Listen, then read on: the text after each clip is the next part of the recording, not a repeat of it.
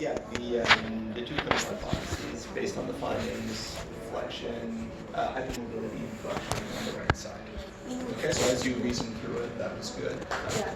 Flexion, talking about superior glide, contralateral side flexion, producing pain on the right side. That all fits with the hypermobility and flexion pattern. We don't think it's a disc with this. You could make an argument because they're pain and flexion sitting, but having an early capsular end feel, okay, that's, if that's written in the text, you're thinking more towards a hypermobility, okay? And if it were a disc, you would probably have information about either centralization, peripheralization, and repeated movements. So that can be a useful trick for you guys to try to separate what's going on based on the text, okay? So that explains it for P1. P2, having pain in the posterior thigh, as you said, can be referred pain coming from the spine, which makes sense. And what we're trying to get at was neurodynamic hypermobility or irritation of the sciatic nerve sheath. So just neurodynamic is a key word, or neuromeningeal, they're kind of interchangeable. And then focusing on like a hypermobility or irritation of the sciatic nerve sheath. Important to use all those words and put them together. Okay? You were on the right thing, but you would have gotten docked. Yeah, 0.25. Okay, so just go getting all the things lined up. And do we all understand why P2 could potentially be referred pain or nerve sheath? Yeah. Should it be like for neurodynamics, like below the knee? Based on P2, it's only like the posterior thigh, right? It's only the posterior thigh. Should it be like go down below the knee? Not necessarily? It could, yeah, but not necessarily. It could stay local to the thigh. Yeah. Okay. And the big thing that clues us in on that is forward bending, right? As you're going into a forward bend, you're getting a stretching through there. But when you're sitting down, are you getting that same stretching through there? No. No, right? And they didn't have that P2 when they were sitting down. Right, so that's another little clue that you could use to piece it all together. Okay. Okay? Good. And then two parts of the biomechanical assessment, as you said, H and I, for sure. Pivums, inflection, absolutely. That's good. What did you guys think of the H and I handling? Would you have done anything slightly different, or did you have any questions on that first? I had two questions. One was, how did we eliminate spondylolisthesis again? Like, how do we, Okay, so let's come back to that. But let's finish up this thought, and we'll come back to that. Question about H and I. Yeah. Because it was limited or hypermobile and flexion on the right side, does that mean that she should have, like problematic findings should have been side flexion on the left side? Yeah, so it was contralateral. It was the contralateral side. Oh yeah. Oh yes. Yeah, I think you just got kind of confused with that, but yeah, flexion, side flexion to the opposite side. That's what you described, but you did the opposite with that. Yeah, so that was one good finding. What did you guys think about handling itself? Would you have done anything slightly different? Can we get you back up, please? Show me the I first. Yeah. So I? Okay. Yeah. So just do it exactly as you did. This is just fine-tuning small things, so I right? was just bending forward. I was just looking at the movement of the pelvis. Yeah. So I was telling it to stop when I felt like it was moving. Yeah. And then I was doing this here, and I used my hip to block her. Yeah.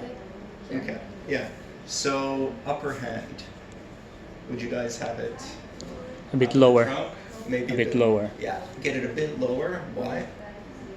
So I can isolate the movement. So you can bias the lumbar spine a little bit. Oh, okay. Okay? Yeah. So you just make sure that you're blocking them effectively as you're doing, using the hip. But if you're coming up here, you're getting tons of thoracic type movement as well. Here you can just make it be a little bit more specific to the lumbar spine. So that's one thing to think about. A question. Yeah. With the hip flexion, Isabel told us not to limit their hip flexion. Like one of the TAs did, and then she said, no, you don't tell them not to let their pelvis go forward. Like, Yeah. you just let them go as far as they can. Yeah. So we So- came to the agreement that you let them go. Uh-huh. Yeah. Okay. So you don't need to focus on limiting the hip flexion altogether. Okay. All right. And then what about the H?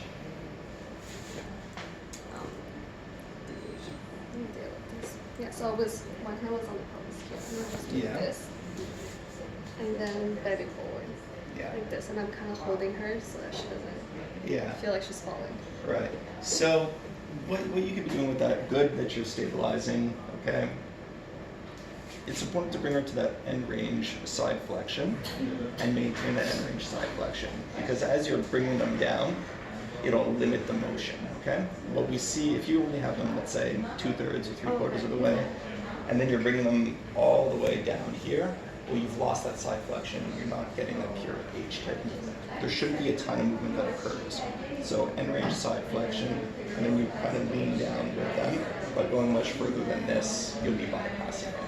Okay, so it's about, you see people going really, really far down, there's a good chance that you've missed the curve. But you're supposed to let them side flex. It's, yeah, I mean, you're not going passively, it's like, you're kind of acting consistent as you're going in. So if you want them to go down first on their own, then add a bit of overpressure, that's fine as well. So you should come to the same answer. Yeah. Any questions on the case? That was well done on the whole, but it's just these fine-tuning little things, the difference between getting 100% and 80%, right? Question about spondylosis. Yeah, what do you guys think of that? I was asking if there was, if you meant bending, like a straight bending forward, or like a lower spine bending, because that was like the case. Yeah. Would you expect early capsular infield?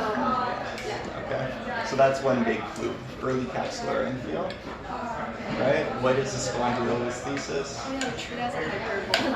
Yeah, Instability. instability, more hypermobility. Okay, so you would have a different overall presentation.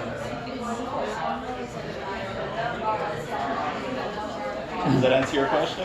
How should we write our hypothesis in that case? In this case, what we want is, as she said, hypermobility, inflection on the right side. On the right side. Hypermobility, inflection on the right side. But there's like neurodynamic component, right? So yeah, so P1, so if you had the writing in the case, it's described as P1 and P2. Okay. And P1 is the low back pain, and then P2 is the thigh pain. So you could say P1, hypermobility inflection on the right side, Okay. and P2, here we're talking about it could be referred pain, or it could be the neurodynamic hypermobility. Okay. All right. So, Okay. yeah, you guys can give her a